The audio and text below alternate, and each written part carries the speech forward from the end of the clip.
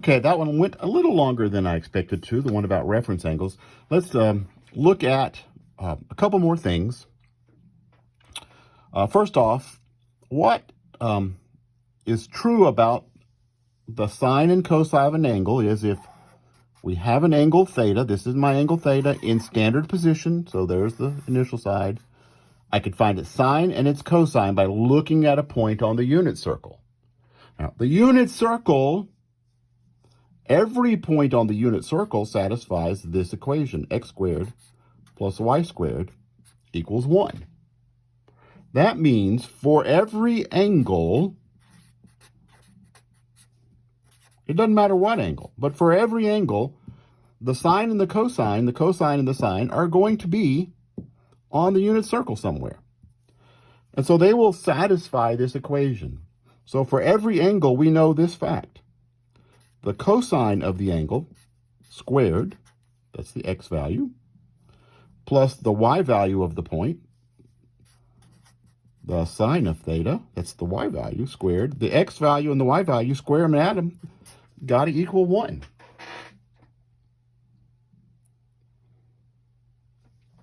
This is known as the Pythagorean Identity. I'm going to tell you something about mathematicians. We're fairly lazy. We don't like writing all of that. So mathematicians have developed a shorthand notation. Whenever we want to do something like this, the cosine of an angle, and then square it, we will write instead the exponent on the word cosine. What this means, don't confuse this to mean that we're doing cosine, cosine. This notation always means first find the cosine of theta, then square it. If I write something like this, sine to the 5th of theta, that is shorthand notation for find the sine of the angle and then raise it to the 5th power. Which means that we can write the Pythagorean identity instead of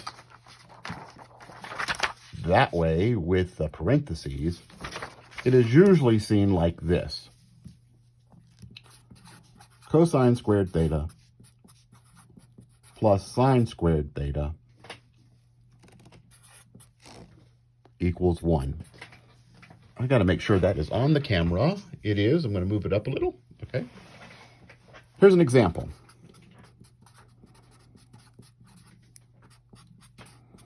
If theta is in the third, let's say the 4th quadrant,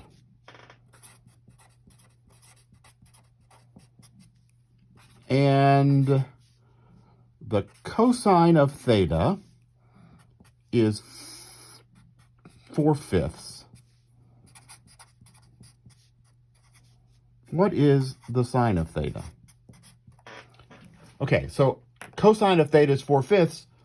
That's a little perplexing because when I memorized the unit circle, and I have misplaced my unit circle on my desk, how in the world did I do that? When I memorized the unit circle,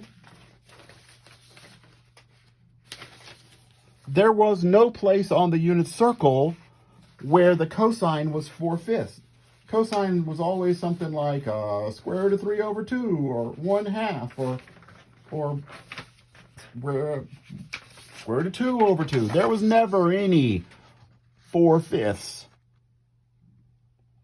All that means is that this angle is not one of our special angles that we are becoming familiar with. There are lots of other angles.